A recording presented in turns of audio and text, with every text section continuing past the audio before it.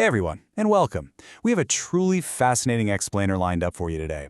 We're going to take a massive magnifying glass to a subject that usually gets completely bogged down in intense debate, and we're looking at it through a strictly objective, highly analytical lens. We're exploring the economics of private prisons, specifically focusing on how they really make their money. Now, right off the bat, let's set some ground rules for how we're approaching this. We are putting our political and social opinions entirely to the side today. Instead, we're putting on our corporate accountant hats. We're going to treat this whole thing exactly like a corporate earnings report to see how human incarceration literally translates into quarterly profits. We're just looking at the balance sheets, the operational models and the fundamental financial mechanics driving the industry. By mapping this out today, we can cut right through the noise and get a purely structural understanding of this corporate enterprise. Okay, let's dive into this. How do private prisons really make money? It sounds like a pretty simple question, right? But the mechanics behind it are actually incredibly complex and highly structured.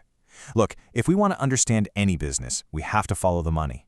We've got to see exactly how capital flows in, how it's managed on the inside, and ultimately how it translates into a corporate profit margin. So we're going to trace that dollar from its very origin all the way down to the corporate bottom line. So here is our roadmap for today's audit. We'll start with the prison economy, then break down the core business model, move right along to following the actual money, and finally we'll wrap up by analyzing the bottom line. All right, let's kick things off with Section 1, the prison economy, and understanding the market. So, what exactly is the private prison economy? Put simply, it's the direct intersection of the criminal justice system and corporate enterprise revenue models. We're basically looking at a space where two historically entirely separate frameworks just collide. On one side, you've got the traditional infrastructure of a state or federal justice system, right? Systems that are fundamentally designed for public administration. But then, on the exact opposite side, you have the standard architecture of a for-profit corporate enterprise, systems built entirely to generate revenue and keep shareholders happy. And the whole industry we're analyzing today, it exists squarely in those crosshairs. And honestly, that is exactly why we're dissecting this incredibly complex societal system strictly through the lens of a corporate entity. Because when you evaluate this solely as a business model, the mechanics suddenly become crystal clear. Think about it. Every single corporation, no matter what sector it's in, has to answer the exact same fundamental economic questions. What's our service? Well, in this case, it's housing inmates. Who's our client? State and federal governments. How do we control our overhead? By relentlessly minimizing facility and operational costs. And the big one, how do we generate a return on our investment? By keeping beds full. Applying these standard business questions to this specific system instantly reveals the reality of how it actually operates. Moving right along to Section 2, the core business model, let's really analyze the structural framework of this enterprise. Let's move to Step 1 and see how this builds. Because every single dollar generated in this industry moves through a very specific, predictable life cycle. Step 1 is the contract. This is the absolute foundation, the business-to-government agreement. The corporate entity negotiates a contract, usually built around what's called a per diem rate. That basically means they get paid a very specific dollar amount per prisoner per day. Then we hit Step 2, which is the operation itself. The corporation has to fulfill the terms of that contract while carefully managing its internal overhead.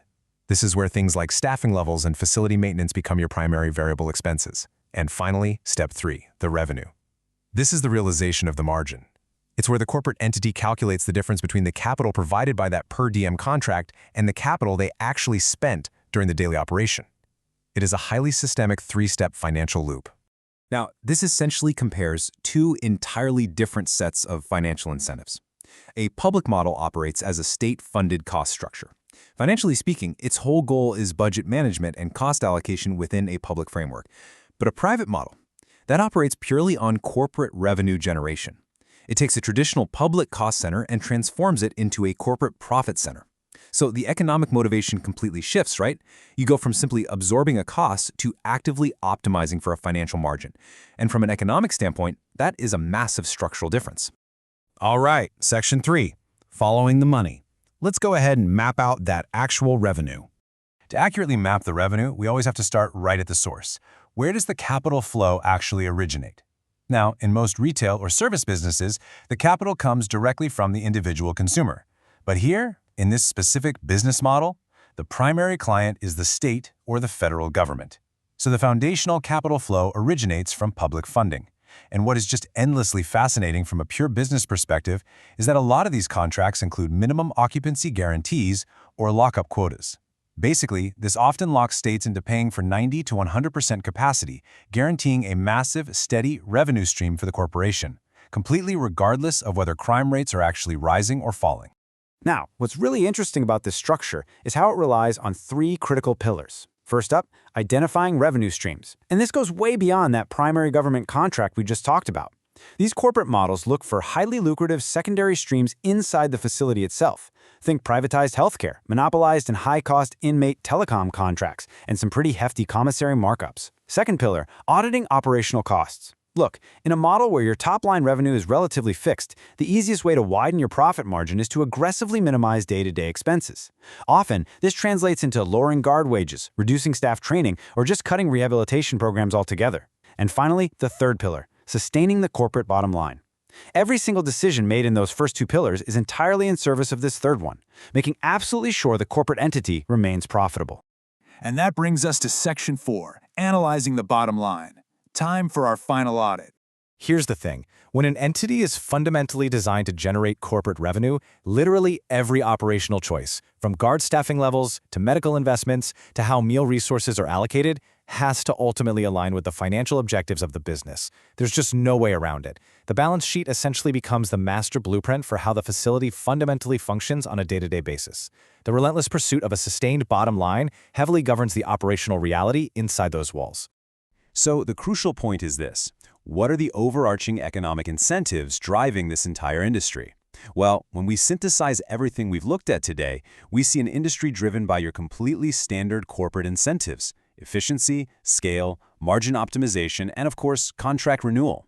The incentive is to secure guaranteed government capital, aggressively minimize internal operational expenditures, and return a robust, healthy profit to shareholders.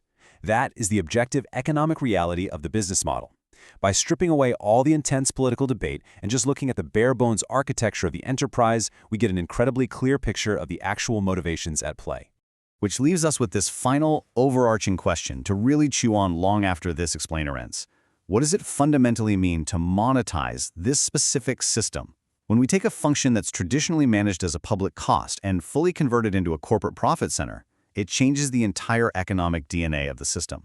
I really encourage you to keep this structural framework in mind and continue to explore the deeper economic implications of this business model on your own. Honestly, it is a masterclass in how corporate structures can be applied to almost any sector of society. Thank you so much for joining me to follow the money today, and I absolutely can't wait to explore our next topic with you soon.